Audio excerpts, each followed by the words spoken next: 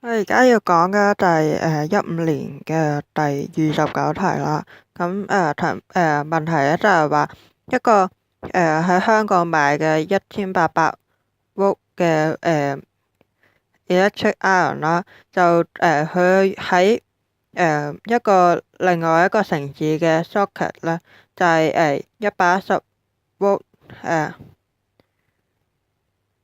110V 啦，然後60Hz 啦，就度用啦。咁下邊咧就係問即係邊個咧？但係答案係啱啦。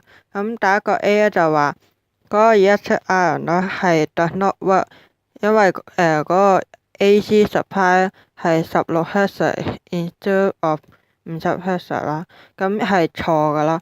咁因為喺electric iron 啦係用 heating effect of electricity 啦，咁佢喺任何一個 frequency 入邊咧都係 work 喺 AC 嘅。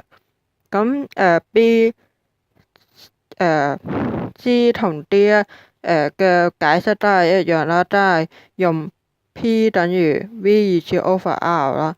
咁power dissipate 咧係細過細嘅，當voltage 咧係細嘅時候，咁所以咧嗰個 electric iron 咧就係 cooler than when it is used in Hong Kong 啦。咁個答案咧就係 B 同 C 都係錯啦，而 D 就係啱嘅，所以答案就係 D 咯。